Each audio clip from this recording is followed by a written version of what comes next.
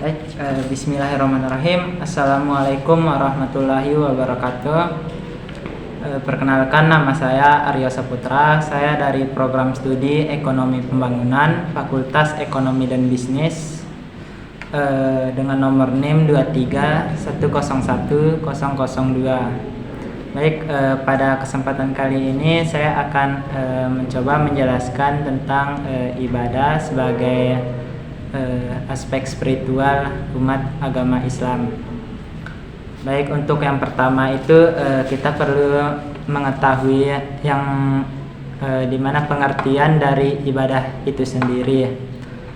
Secara bahasa, ibadah itu berarti tunduk atau merendahkan diri, sedangkan secara istilah atau syarahnya, ibadah itu merupakan suatu ketaatan yang dilakukan dan dilaksanakan sesuai dengan perintah dari Allah Subhanahu wa taala serta merendahkan diri terhadap Allah Subhanahu wa taala. Kemudian adapun kategori dari yang namanya ibadah. Ibadah ini dibagi menjadi 3 kategori. Yang pertama itu ibadah berdasarkan hati nurani kita. Jadi ketika kita beribadah itu sesuai dengan keinginan, sesuai dengan keikhlasan hati kita serta rasa cinta kita, rasa takut kita terhadap Tuhan Yang Maha Esa. Kemudian adapun ibadah yang berjenis lisan dan hati dalam bentuk zikir, tasbih, tahlil, tahmid, takhir, syukur, berdoa dan lain sebagainya, itu merupakan ibadah yang dilaksanakan secara lisan. Kemudian adapun ibadah perbuatan fisik dan hati kita seperti melaksanakan sholat, zikir, menunaikan zakat, berhaji, berjihad dan berpuasa maupun lain sebagainya. Baik, untuk selanjutnya yakni mengenai jenis-jenis dari ibadah. Untuk jenis pertama yakni ibadah mahdah. Ibadah makna ini adalah pengembangan yang murni, hanya hubungan hamba dengan Allah Subhanahu wa taala. Sedangkan ibadah makna ini memiliki 4 prinsip. Untuk yang pertama, keberadaannya itu harus berdasarkan adanya dalil perintah yang berdasarkan baik dari Al-Qur'an maupun Al-Sunnah. Kemudian yang kedua, bersifat sukro atau rasional di atas jangkauan akal. Dan yang ketiga, azasnya atau taat yang dituntut dari hamba dalam melaksanakan ibadah ini adalah kepatuhan atau ketaatan kita. Terus untuk yang selanjutnya itu, hamba wajib meyakini bahwa apa yang diperintahkan oleh Allah Subhanahu wa taala itu semata-mata untuk kebahagiaan hamba, bukan untuk Allah Subhanahu wa taala. Baik, untuk jenis ibadah kedua yakni ibadah gairu makdah atau tidak murni semata hubungan dengan Allah Subhanahu wa taala. Pengertian dari ibadah gairu makdah ialah segala amalan yang diizinkan oleh Allah Subhanahu wa taala yang taat cara dan perincian-perinciannya tidak ditetapkan dengan jelas, dengan prinsip keberadaannya didasarkan atas tidak adanya dalil yang melarang. Selama Allah Subhanahu wa taala dan Rasulnya tidak melarang, maka ibadah dalam bentuk ini boleh dilakukan. Untuk bagian selanjutnya yakni mengenai pengertian ritual.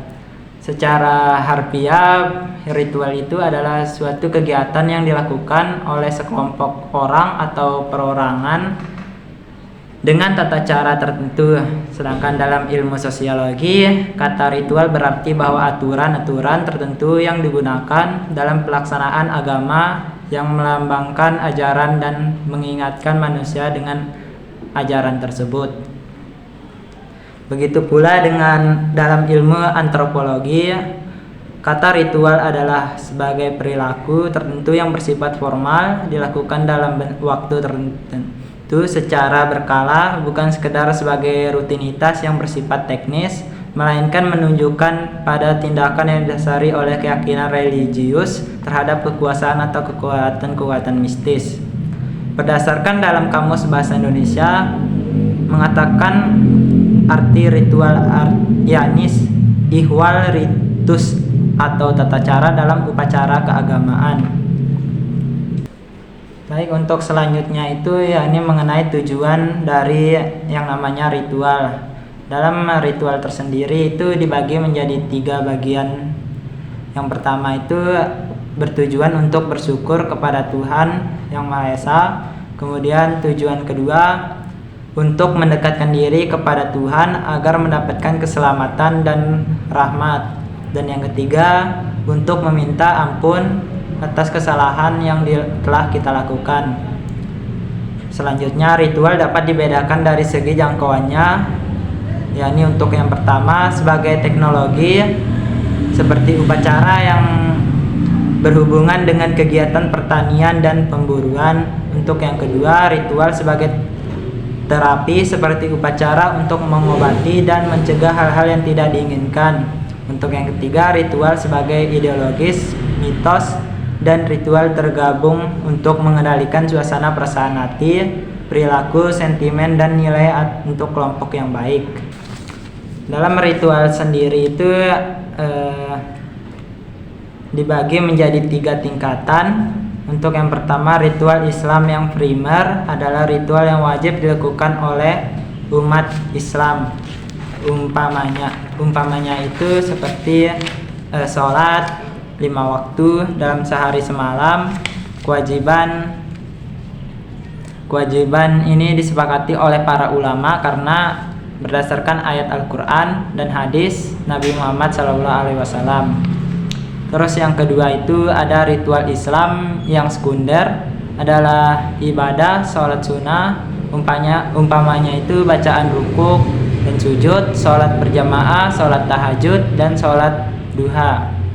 Terus yang ketiga itu ritual Islam teriter adalah ritual yang berupa anjuran dan tidak sampai pada derajat sunnah. Umpamanya itu dalam hadis yang diriwayatkan oleh Imam Al-Nasa'i dan Ibnu Hibban yang menyatakan bahwa Nabi Muhammad SAW bersabda, orang yang membaca ayat kursi setelah salat wajib tidak akan ada yang menghalanginya untuk masuk surga. Meskipun ada hadis tersebut, ulama tidak berpendapat bahwa bacaan ayat kursi setelah salat wajib adalah sunnah. Karena itu, baca ayat kursi setelah salat wajib hanya bersifat tahsiniyah.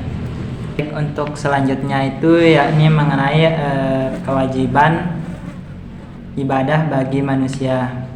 Manusia itu adalah salah satu dari makhluk Allah SWT.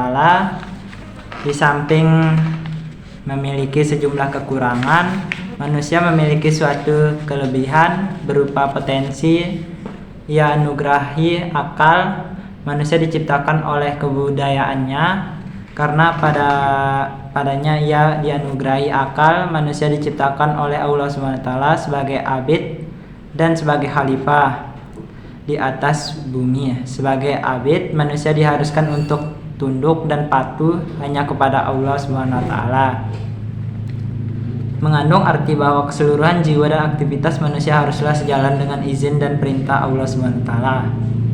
Sebagai khalifah Allah, manusia memiliki 2 fungsi utama, yaitu fungsi kepemimpinan, yaitu jembatan formal, dan fungsi kepribadian muslim. Bagi yang mendapatkan amanah jembatan formal ini, ia harus menjalankan amanah Allah SWT dalam wujud merealisasikan hukum-hukum Allah.